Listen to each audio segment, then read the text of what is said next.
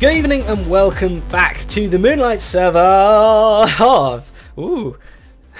A little bit singy and dancey there, isn't it? Actually, is it even night time? It might not even be night time. Molten hot lava.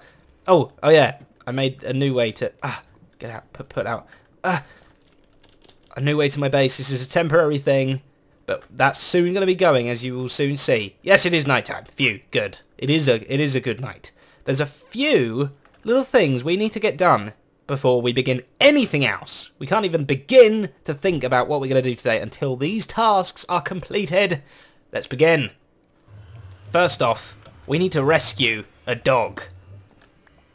Because Sark came in and put Wormman's sidekick dog. He pushed him in here, and that did not best please me. Get out of there, please. Okay, you can stay there, but you're free to breathe now, dog. That was very mean of him, and then very sad. Next job, we have to admire a new addition to our farm area place, our mass breeding temporary kind of but get all the things area. And it's a colourful sheep farm, and there should be at least 2 of every colour sheep in there, but I fell in, and I was zombies as well. They're not colourful sheep. I tried to be clever by putting these glass pillars here. That means they can never eat that grass block underneath there, so it means the grass can grow, and obviously all the grass around the edge here, they will never get eaten,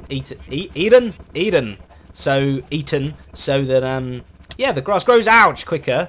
I do not want a creeper to come and surprise me. I like the zombies are like enjoying the sheep. But anyway, that was task number 2, to do admiration. Ooh. Yee. Third task. Someone came here and pranked me by... well, it wasn't really a prank to me, it's a prank to Wormman. But, you know, 2 totally different people, so... But for some reason, somebody, and I'm pretty sure it was Graphodiac, came here and put Wormman's sidekick. A dog wrongly named Wormman's sidekick. This is not Wormman's sidekick. I don't know who Wormman's sidekick will be or is. I don't know who Wormman is either. Not at all. So I would not know why this is doing here. Die. Ow, it's going to hurt me. I forgot that it did that. Now, I'm not sad that a dog just lost its life. Now I haven't got any blocks to fix up my temporary wall. And our final task, if these orange swirlies will get out my face, is we need to leave the base. Actually, no, we need to wait until daytime. Then we must remove our armour. Then we will make our way over to Tango's base. It's just over here, just over the horizon. Whoa! Look at this crab skeleton. Spider, I mean. And before we get too close, let's have a little drinky pose. Ha! Oh, arrows. I have arrows in my feet. Despawn arrows, please. Da, da, da, la, da, da. What's the...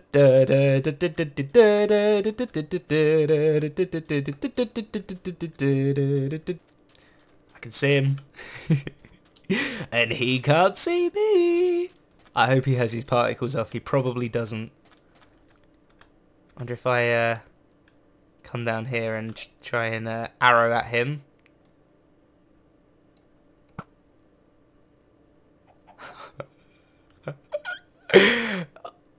I hope it didn't land in the water. I don't want to hit him. I just want it to go... Yeah, he's panicking. He's looking... He has no idea. Let's do another one. Oh, that nearly hit him. Oh, it's a shame you can't hear arrows like whistle past your ear. He must have seen that. He must have done. I am still invisible, right? Oh, imagine that. I would be so gutted if I wasn't. Oh! Huh?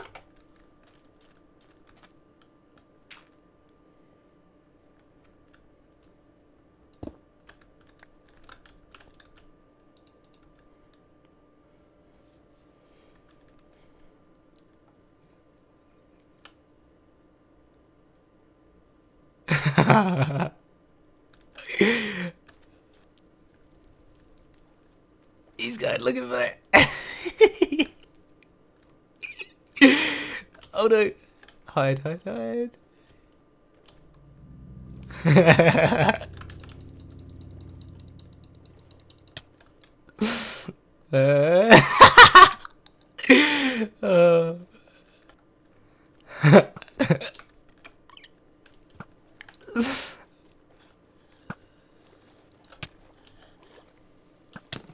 Oh no! Oh no! Oh well, that was how I wanted it to happen. Oh, he hit my skin off! And just like I planned, I lost my work pick and my work woodcutting axe. Perfect start to the day. So today we kind of a little bit begin more work on our base. So, but we don't really begin more work. We continue more work on our base. Yes, let's do some things to here. Now, this first dome I'm pretty happy with. I feel like this is almost complete. This first dome. Obviously the ends there, that's just my temporary little area. That's my exit. Blah, blah, blah. But overall, the actual inside bit of the dome here, I think is pretty much done. I'm quite happy with it. Obviously, things might be added to in the future, but, you know, everything I wanted to do so far has been accomplished. And yeah, so we need to move on to greater, greener pastures. Well, more desert, sandier deserts, and get thinking about our next dome in that. But before I begin the next dome, which I've cut out a huge hole for here, a lovely round circle, I wanted to know how was I going to connect these things, because, you know, at the moment I have to come up here and walk over like this, but at the same time I was thinking I could have like some corridors, and they could be like a little glass kind of tube thing, and you could, like, the glass would be here and you could sort of look down and see, but, you know, that's boring, basically. I don't want to use my legs. My legs aren't made for walking. They're made for being very lazy and for waxing for fun. Yeah, I have waxed my leg, a little bit of my leg once. We're getting into very weird territory. Let's move on here. So I was trying to think of different ways to do it, and I was thinking you could come here, you could jump in a minecart, and it would, whoa, make you feel sick and take you to where you want to go. Then I was thinking of horses. I even thought of, you know, maybe a water stream that you jump into and it just like pushes you all along ice and stuff. And ice tunnels, jumpy, you know, little half slab ice tunnel, whatchamacallums, I don't know what I'm talking about, things, so you can super speed. Yeah, all kinds of things was going through my mind. So I went to Tango for help, and I mentioned to him that I have no clue how to get from one dome to another. And like a fool, but as you will see, a very clever fool, he was just saying different methods of transport, and I'd thought of them all. Until he said ender pearl. And that hit me. I mean, as in the idea, not he didn't like hit me with an ender pearl. And I thought, yeah, how can I use ender pearls as a form of transport? And I thought about it a bit more, and Tango thought about it a bit more, and we sort of spoke together, and then we came up with a very stupid idea of ender pearling from one dome to another through a little hole in the ceiling. Ridiculous, right? This entire time we were like, we weren't being serious, we were joking, we were messing about, but let's try it. Let's see. Tango and I messed about a bit with some stuff, but we didn't really get the full workings of it. So if I was in the middle of that dome there, and I wanted to go to the middle of that dome, let's try breaking this block. Right, and let's try and get in the water. Yep, failed miserably. So this is our launch pad. So what I was going to do is temporarily just actually make it look launch pad-like. Launch pad! Instant! And then we don't need a torch there either. And what I'm going to do is I'm going to ender pearl through the hole, and we will see where we land, hopefully in that dome over there. Right.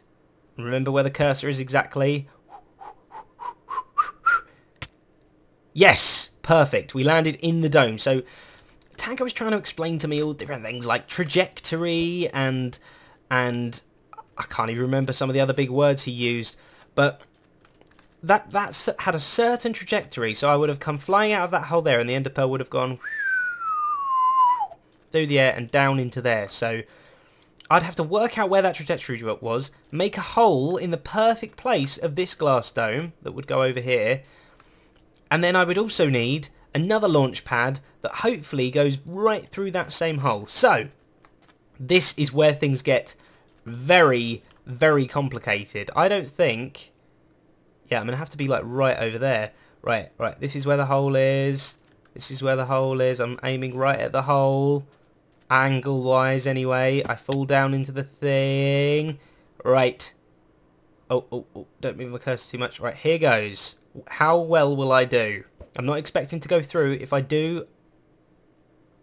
Very close. There's the hole there. So we need to go a bit to the left. So what I'm gonna do now is do that about 1,100,000,000 times, and wherever I was aiming my cursor in the sky, I'm gonna pillar up and put one of these light green walls on, so I know exactly where to aim for every single time. And I'll do the same with this aiming bit up here as well. But obviously, at the moment we're only going through one glass hole. There will be a time where there is a secondary glass hole there too, which makes things a lot harder. But you know, we'll see. I reckon we can pull it off with Zedaph after all. But yes, I will put the green block and we will have a go, and I will get back to you when I can do it. There is a slim chance I may have positioned it correctly. There is also a huge task that I have not, because I have since found out that I think an ender pearl throw isn't like an exact throw. Like if I was to throw 2 right now, they would land in slightly different positions. I wonder if we can see that. It kind of looks like they do go in exactly the same. I don't know. It's really hard to tell. Right, look. So I changed the position, by the way. I changed where the glass hole was. So I get right in the middle of this block. I look up. I put my cursor right on the middle of that block. And boom! This should work. Well, I didn't actually ever hit the glass before, but that's fine. If I do that, that's fine. I'm happy with that. I'm in the base! And then I can go back again to the other one.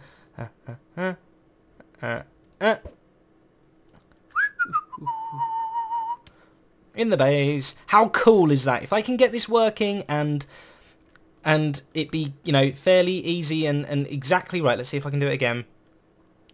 I might have to move the wall block up in the sky there even further away, so it's even smaller, so that the target you have to go on is even smaller. Right, that's pretty central.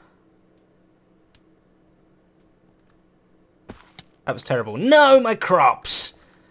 What an awful idea. But either way, I think that's going pretty good. I obviously need to actually do the next dome before we can properly test this system out, but you know, all in good time, all in good time. The only other problem I have is now mobs are going to want to come and crawl down this hole here. So, have you got any ideas that will make them not want to? Obviously, I could light the whole desert up so there aren't really any mobs around at night, but, you know, I like to live dangerously, but maybe this is a bit too dangerous for me. I'm not sure. I'm not sure. Let's try one more time. One more time, and then I want to move on to something even more different. Lots of stuff this episode. I'm going to try and pack a lot in like a sardine. You ready? I feel like I should turn my mouse sensitivity down. That is central if I ever saw it. Yep, and it needs to be higher. One more time! Please. Oh look, there's a cow over there. I never knew he was there before. I never knew. I don't care about him though. I've got my millions of other cows. Now, oh, I'm not exactly in the centre. I think that might make all the difference. Right, aim near the top of the block. Like that. Last ender pearl as well. Perfect-ish. We did it again. So usually I land like and hit this wall and land near here as well. But brilliant. I'm happy with that.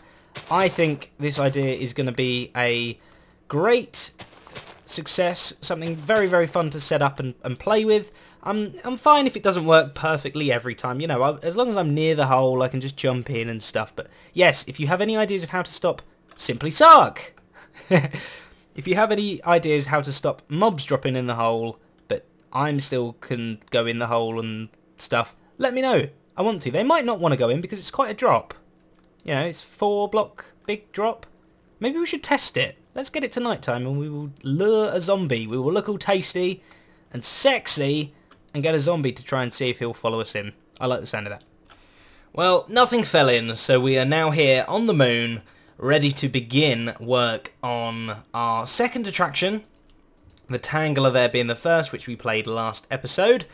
And mine being the second. Now this great huge blooming hole right here is the detailed plans, the foundation of my game. Now you might think the game would involve like jumping down into a big hole or filling a hole up with water or something like that. No, this is all for redstone. Yeah, I know. This is crazy redstone. I tweeted out a teaser pic of what I'd gotten myself into because this project I thought was easy and it just got harder and harder and harder and the redstone got bigger and bigger and bigger and it's just a complete massive crazy person. Luckily for you, I'm not going to show you me doing the redstone really on camera. I'm going to build each component one at a time, show you what they are, quick, literally just say what they are in a one word or something like that. We begin with an etho hopper clock in a lovely shade of brown. Perfect. Now this is a once only hopper clock. This is not sticky. If this was sticky it would keep going forever. This one's not, this one is, which means it'll only go once, and I've set the timing in my lovely time stones to be just about 2 minutes, pretty much 2 minutes. And this also, when it finishes counting the 2 minutes, it will play a little song. Beautiful little song. Here you go. Oh, give me redstone so we can hear it. Beautiful. Music to my ears, literally. That then powers this lovely green thing here for 2 minutes, which is a regular etho hopper timer, which has got a very short time stone in it. We can see the length of it. This is our output up here. So it'd be like output. Output, like that. So what's that like? Let's try it. And 1, 2, 3 Mississippi, 4 Mississippi, 5, roughly 5 seconds or so. I'm not sure, but anyway, it's off at the moment, so this just holds it off. It does one last final one. No, it doesn't. I'm lying. There we go. Coming from this 5-second timer here, we've got the orange section, and this is a 3-bit randomizer. Yes, that's the one it's called, and the yellow bit is a decoder for the randomizer. This was basically made by JL2579. I will link to the video where I learnt how to do this below. He actually uses a 4-bit randomizer. I just shortened it to make a 3-bit one, which means we can have 8 random outputs. So this torch is lit at the moment. Every time this is triggered down here, it will result in one of these 8 torches here randomly being on and all the others off, which is perfect for what we want to get to. But yeah, I'm not going to explain how to do it. I think it uses magic to make it work, but I'm not entirely sure. It might be some kind of voodoo witchcraft, but pretty sure it's magic. This bit might be magic and that bit might be voodoo. I'm not an expert, but you know. So then we can take one of these 8 outputs and feed them through this gigantic green octopus here. Now, these are my 8 outputs along here, and I've just set this up so that if there was a block above any of these torches, it would just take the output of it. Just that one torch though. So for instance, at the moment this torch is here. Oh, also quick point about the decoder. Usually you would have an output of 0, 1, 2, 3, 4, 5, 6, 7. So you wouldn't actually have an output of 8. You'd have off and then 7 outputs. I'm not actually doing that. I'm having... There is no off output. As you can see, 1 is already lit up.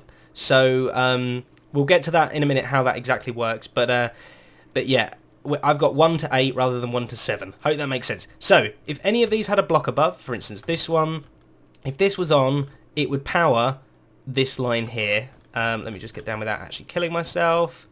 Huh.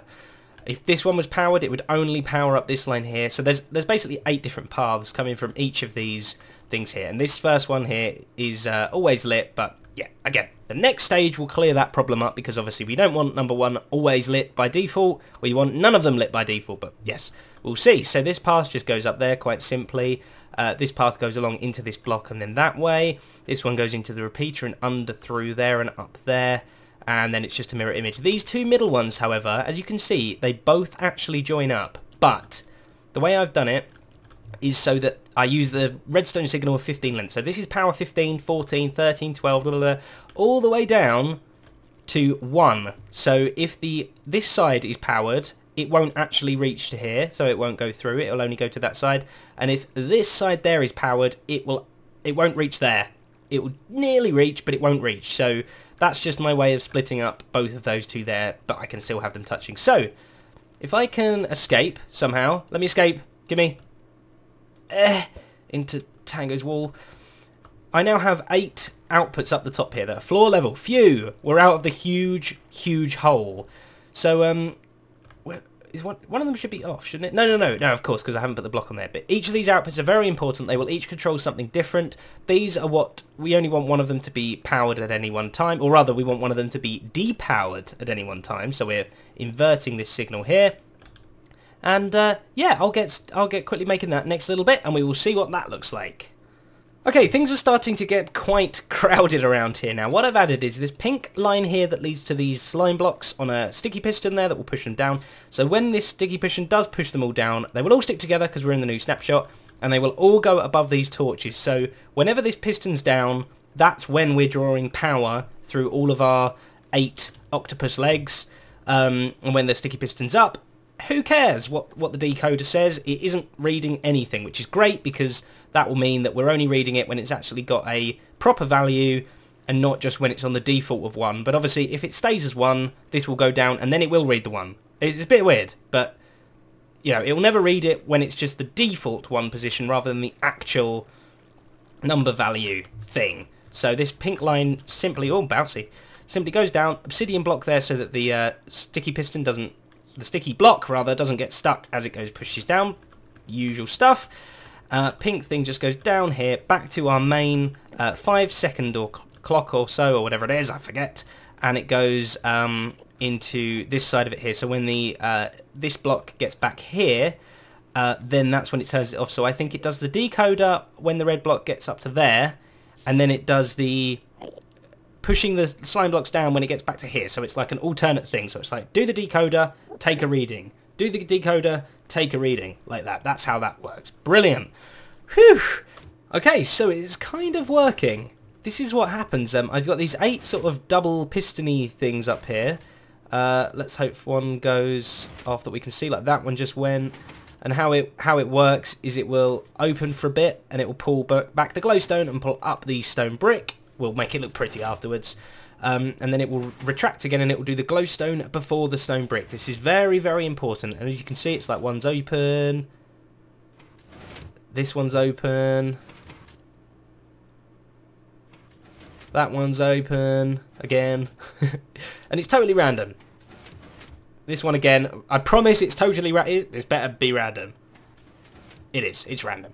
That one. And you can see they stay open for a bit and then they all close. And then it stays open for a little bit longer, and then they close again.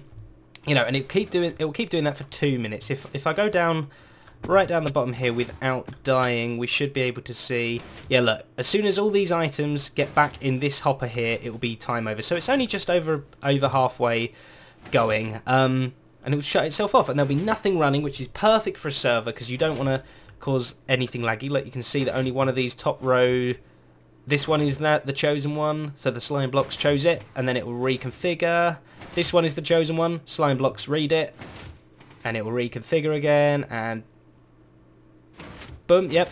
Oh, first one it chose, yep, reconfigure. This is the chosen one, and so on and so forth. So that's that bit of it done. Now I'm going to build the little room that will surround it, and we can actually kind of yeah, it's finished. We can kind of have a little go of what it's going to be like, I think. It'll be perfect. Yep, that's the little musical ba-boom, ba-boom, finish thing. It's rubbish. Yeah, room, me, do that now. So this showcase is a little better. Again, obviously, totally temporary things. Where's the open one? There's the open one. Then there's the open one. And basically what you do is you'll be in here, you'll have some stuff, and you've got to run and you've got to throw. Whoa, double jump. I did not plan about the double jump. And you've got to throw them through the holes. And yeah, you just got to throw stuff through. Pretty good. It doesn't know which one it goes. It gets pretty quick and scary. But there's a lot more we need to do to this yet, because at the moment, obviously, if I threw something through one of these holes, it's just going to plummet into my redstone. So I need some kind of collection system and all the point-related things like that. So I'll get setting that up now as well, and we will very soon get to actually testing the game out. So what I've got here is some lovely compressed ice so that it doesn't melt, with water streams on, and this is the far edge, so it will either go left or right, and you can see, look, here's, if this glowstone was pulled back, this would be a hole, so this is where the things are going to come down, land in the water. They go under the half slab there, so they keep going, and they go all the way around that side, or alternatively they go all the way around this side. And then when they get on this strip here, there's some hoppers down here. Let me just put the last bit of water in. Boop. It flows that way. And everything will go into these two hoppers there, which will, if I can make my way around and go up the top, they will go back into a dropper. Here, there's a line of... there you go, you can see them. This is where our hoppers are here. I'm not going to break anything because there's water everywhere. And water and redstone are a no-no. But anyway, the hoppers are just there, those two, and they come underneath here, straight back into there. So we can actually test it. Shall we test it? Let's test it. Let's break something. Very scared. Let's break that as well. I think we'll be fine. Whoa. Okay, so we could throw our bucket in here, pretend we got it through this one. It would come and land down there. Wonder how long it will take to wait. Oh, there you go, few, because I didn't know where I was going with that song, so I'm really glad it ended quickly.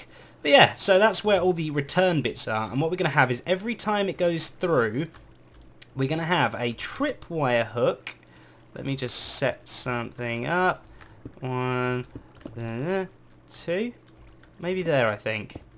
I forget, I'll have to go and check things out, but we're going to have a tripwire hook on here like this.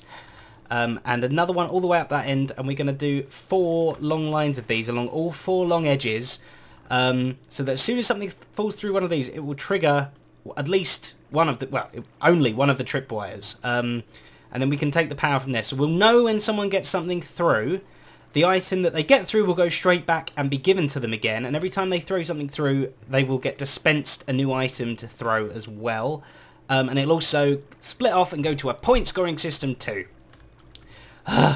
Okay, right. Let's do that. Let's make that happen.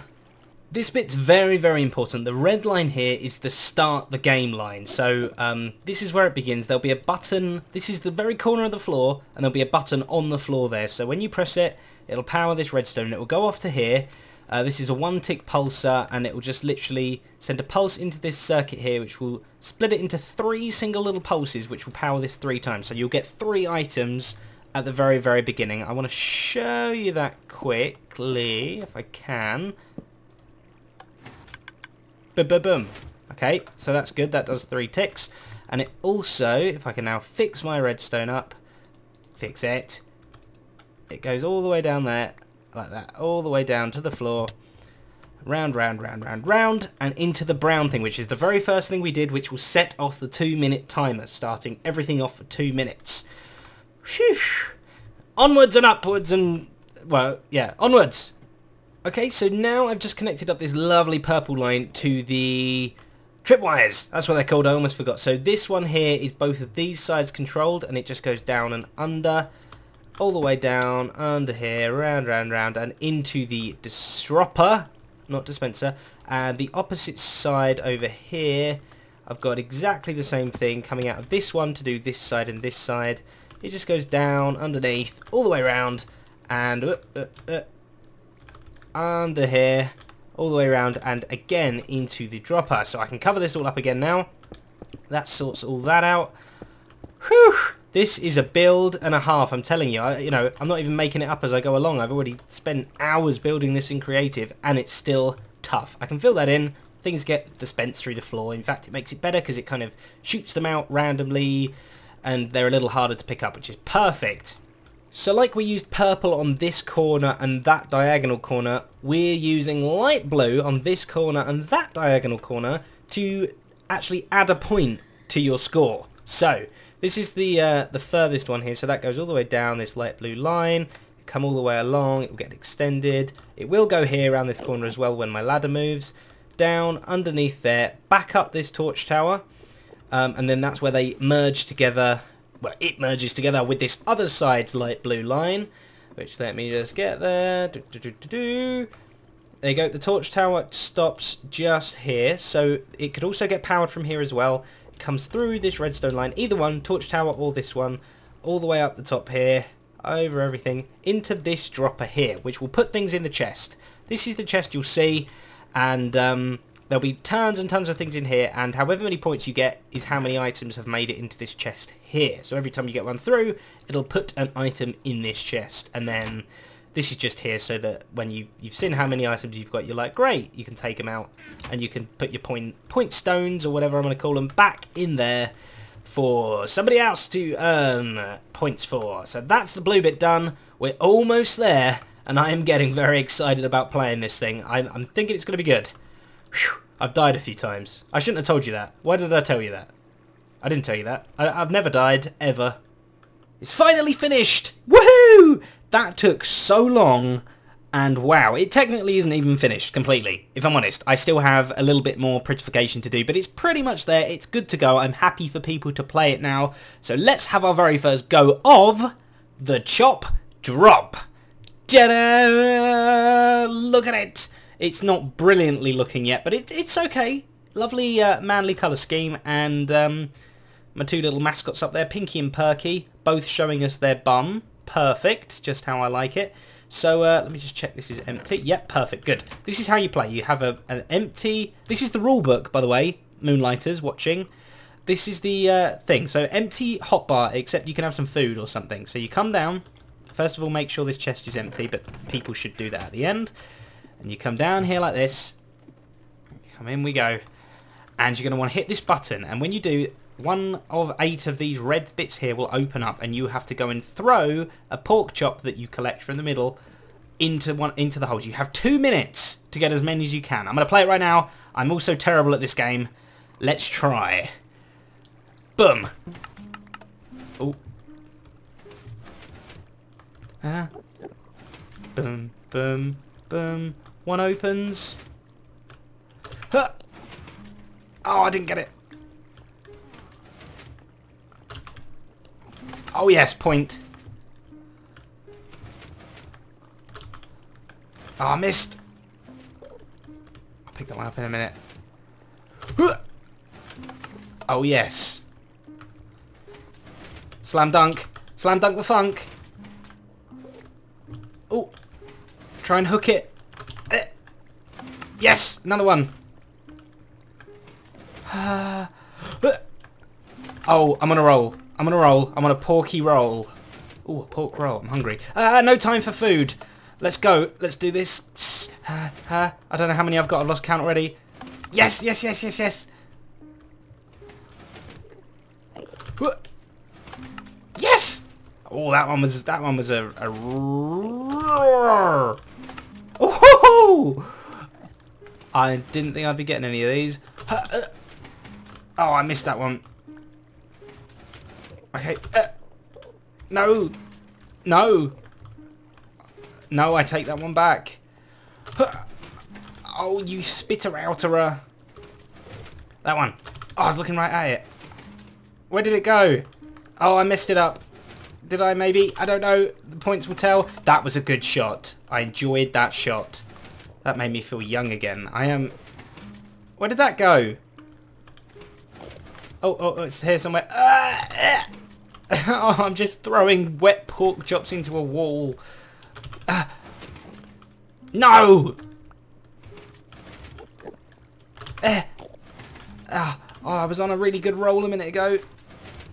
I could have made a joke about a sausage roll. Oh, that's the end of the game.